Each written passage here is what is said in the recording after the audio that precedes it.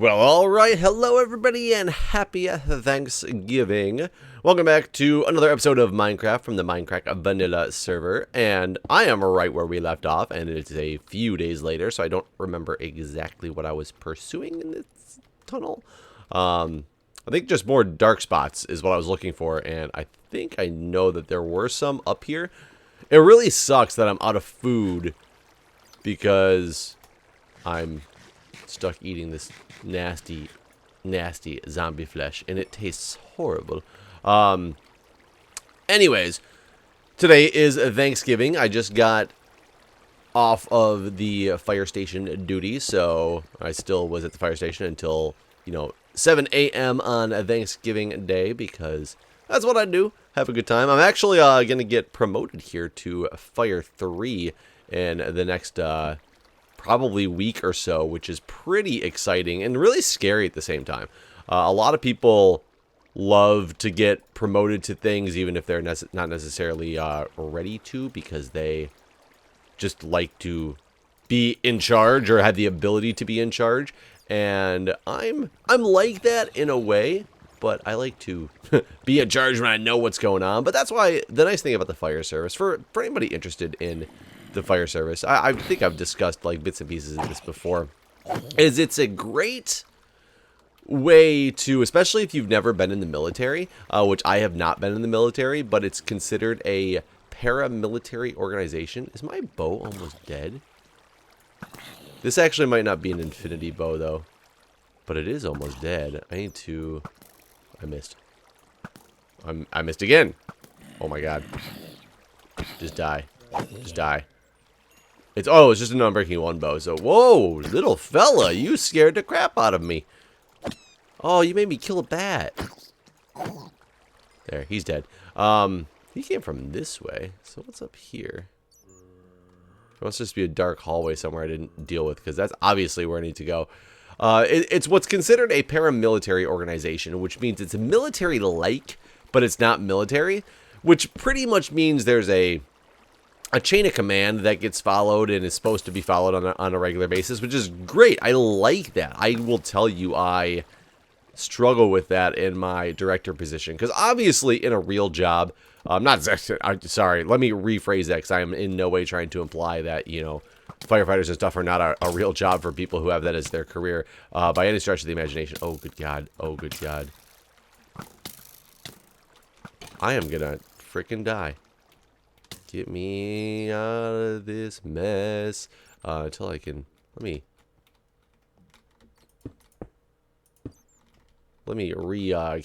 recalculate my life here for a minute. I don't remember what was behind me. In any normal professional job, there always, in theory, should be a chain of command that's going to be followed. That is a point that I would like to make to everybody now. It gets especially extremely hard in the professional role. And I'll tell you, I was a manager at McDonald's for many years of my life. And it's funny because I feel like people in a subculture of like the food industry tend to understand the chain of command a little bit more. It doesn't mean they necessarily always follow it perfectly, but I think they understand it. And it's because when you get into the food service industry, nobody really comes in as a manager. I mean, it might happen occasionally in some areas where people come from other areas where they had management experience, didn't have a job, and they came straight in as manager. But most people in the food service industry work their way up to management, starting as, either a, cook, line cook, server, dishwasher, whatever it may be, that you start somewhere else and work your way up. So you've been on the, quote unquote, bottom of the rung before, and you know who your bosses are, that your bosses, make your schedule or are the people who have the authority to tell you what to do. But in those industries, it's different, because it's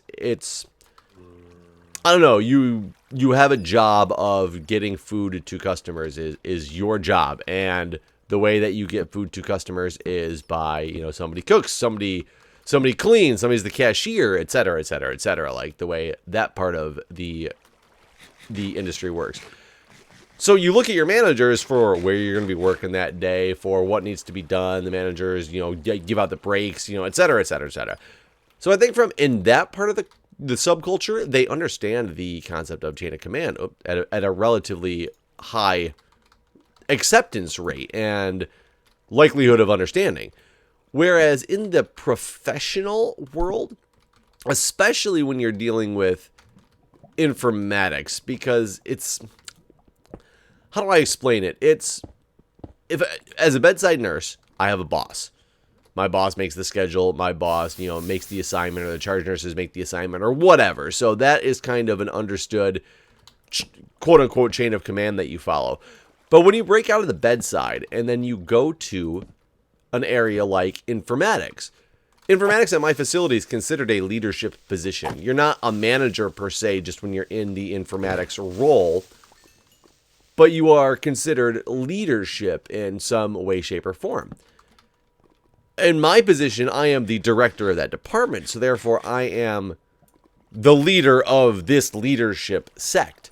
And especially at my place, because for a while before I came in, the group had been functioning without a true director for a while because they had somebody who ended up leaving, and the quote-unquote interim people that they had weren't truly interim people for that position. They were interim people that just came and took over as being in charge from a different area as a secondary responsibility. So they really didn't do too much per se with, leading that department. They just made sure that they had direction and were going the right way and just let them, do their work, which is kind of the way that I try to have my leadership style be anyway. Like, I have a team and I build a team for a reason, a team that has certain skill sets, and you put, the aces in their places, quote unquote, and you let them go and do most of the work that they can do, but you still have to have like this, leadership type guidance. But I definitely struggle in the professional realm of a lot less understanding of people that they will just be emailing, the big boss for something that they found out about. They'll be like, hey, I found out this. This is like, director of nursing. Obviously, you're the person that needs to see what this is because it's something that affects nursing. And don't understand the concept necessarily of how to go through the proper chain of command. So I do struggle with that at work. Whereas in the fire service, the chain of command is very required for not only safety, but just for straight up function. Like, if you don't follow the chain of command, people can die, for one. For two, people just might not be aware of what needs to be done, because there's so much different stuff that happens on the fire ground, so many different logistics involved in getting everything done. So we have, standard operating procedures to get the basic guidelines in place of what everybody's supposed to do, and then you have your, unit officers and stuff who direct their own team and in the situations. Every single situation is different. So if you aren't in the military to have that straight up training of, well, hi, Mr. Slime. How are you doing? Hi. Oh, you hit me. I was trying to be all nice, but instead I have to kill you. Whack, whack, whack, whack, whack, whack, whack, whack. Do I have a looting sword? I do. You each only dropped one slime ball, which is kind of crazy. Let's get rid of... Do I need these flowers? I don't need this axe. We'll take the slime balls. So, long story short, if you have had military training, then being in a paramilitary organization like this, it really teaches you how to cope with, deal with, and successfully work with a quote-unquote chain of command, and I love that aspect. However, once I get promoted to Fire 3, not only am I a higher rank in the chain of command for people to go through, but I'm supposed to be not necessarily somebody who consistently rides it. You're not technically supposed to be staffing of the front seat of the engine yet as the officer, but you have to be trained enough to be able to take over in the front seat and be successful in a pinch. So you really do have to kind of be pretty much ready to run the fire ground. And I know that I'm not quite there yet. I got a couple more things to learn, but I'm also one of those people who is smart enough to know that I have some things to learn, and my officer knows that I'm one of those people who's smart enough to know, or my captain, and is basically trying to prep me and make sure that I'm ready to take over, quote unquote, in a pinch, if need be, and then the next year of your, as a Fire 3, you're supposed to be basically learning more and more and more so that once you get promoted to Master or Lieutenant, whatever route you go, because Master is kind of an optional rank in our my department area. It's kind of a weird system, but once you go for a year of being a Fire 3, you're supposed to learn more and more to be the regular person in charge. Like, you don't need to necessarily, not that you don't learn every single day, but you don't need to necessarily be sitting there and getting, like, consistent training from somebody because of the fact that you are supposed to have a much better basis and grasp of what's going on to be able to run things on your own on a regular basis, and then be a resource that other people go to when they have trouble, like, running some of these, you know, scenarios and situations and the like. So, here's more darkness. So, unfortunately, everybody in the fire service isn't like me. A lot of people come to the fire service, they come in young. And they come in young and gung-ho and just want to be fighting fires and riding in the front seat. And they don't really, you know, care. They don't understand. He shot himself. Oh my God. What the hell? What the heck? F3, just in case. Woo. How did, like, 8 different enemies end up sitting there all at one time? I turned my back for like a second. Oh, they came from up there. Hi, buddy. I still want to know how that one skeleton shot himself. And no, I don't have a shield. I know, you guys are going to be mad. Some people come in and they're super gung-ho, and the second that they have the required classes in, they will be demanding, like, their promotion to the next rank. And a lot of these people take these classes in an order they're not necessarily supposed to take them because they know it's the fastest order to get promoted. Like, I minimally need these classes to get my promotion. So therefore, I will only take these classes and not take all these other classes which I am suggested to take and I should be taking to actually learn a lot of the stuff that I truly need to learn, that theoretically these should be required classes before this rank, but they're not. Or attend these required trainings or have this much time. We actually recently had a guy who, I'm not saying he's bad at what he does, actually. He's quite good at what he does. Because his family's been a whole fire service family. It's one of those ones. So he's grown up in the fire service. And he's known a lot about it just from, you know, his childhood and young adulthood as he was, when he finally was old enough to join the fire service. He actually came in with a breadth of knowledge already. So I'm not saying anything about this particular individual because this particular individual could probably be successful. But within 2.5 months, I think it was, after he earned his Fire 2, he had already taken the classes because he took them while he was in, because you have to take Fire 1 to be eligible to take one of the strategies classes. And instead of needing Fire 2 as well. So while he took Fire 2, he also took the strategies class, and he technically had all the classes needed for promotion about 2.5 months after he was a Fire 2. Well, they had promoted him, and then they actually had to retract their promotion, not because he did poorly, because somebody failed to look at the promotion guideline. And part of the thing about the promotion is you have to be a Fire 2 for a year before you're eligible for promotion, and that's because you're supposed to use that year to be learning a lot so you can understand your role as a Fire 2 and then start learning your role as a Fire 3 so that you can potentially take over that seat, because you can't learn it all at once. You really can't. If you try to learn too much at once, you're not going to either have your fundamentals down, you're not going to understand how to be a I thought something shot at me. You're not going to understand how to be a proper Fire 2 if all you're doing is focusing on becoming a Fire 3. So that's why a lot of this stuff is in there, but a lot of people, especially in a volunteer basis, we're only there one time a week.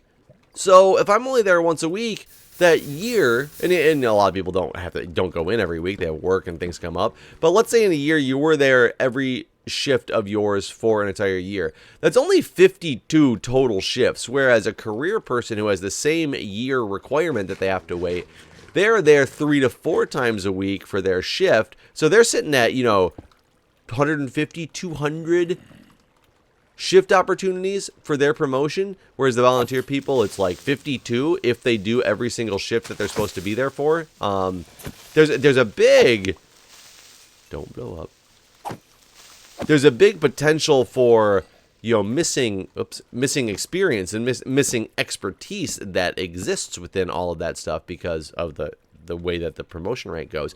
So many people come in, real, especially, like I said, especially the young ones, and they come in and they just want to be in the front seat because they want to be in charge. And we've had problems before, whereas people got promoted when they really shouldn't have gotten promoted yet, but they technically had all the classes. They just really, truly weren't ready, and the people who were in charge of the promotions at the time either didn't realize this, or they really got pushed because we were short on staffing of officers, which unfortunately does drive certain promotions, and that's more out of necessity than anything else. And I'm not saying it's good by any stretch of the imagination, but when you're sitting at a day that you're either going to have a unit that fails because you don't have an officer, or you're going to promote somebody who isn't quite ready, the general trend is to go toward promoting somebody who isn't quite ready. And like I said, I'm not saying that is the way that things should be by any means. I'm just talking reality here.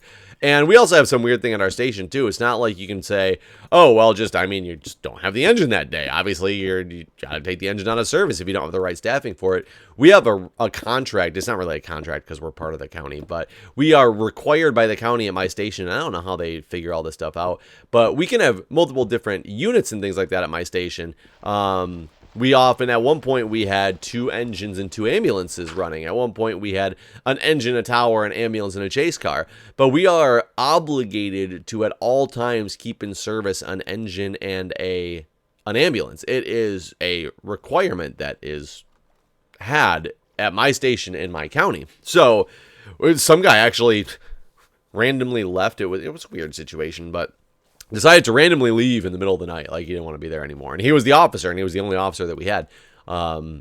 He called our communications center and said, hey, take the engine out of service. I'm leaving. And he walked out the door. And about 2 minutes later, ECC called back. Granted, he had already left the door, and I answered the phone, and they were like, somebody just called and took your engine out of service. And I was like, yeah, that's the kind of what I gathered as well. I didn't really know the situation was going on. I just happened to be there, and he walked up and he was like, I'm taking the engine out of service and leaving, guys. See ya. And he just walked out the door. I was like, yeah, I don't quite know what's going on. And he goes, you can't take your engine out of service. And I was like, what? And he's like, you guys are obligated to have your engine and your ambulance in service. He's like, so it's back online and it's back in service. So I don't know what you guys need to do. So yes, promotions do happen for reasons that they shouldn't happen for. But like I said, I'm talking reality with you as opposed to, practicality. But the point is, follow your chain of command.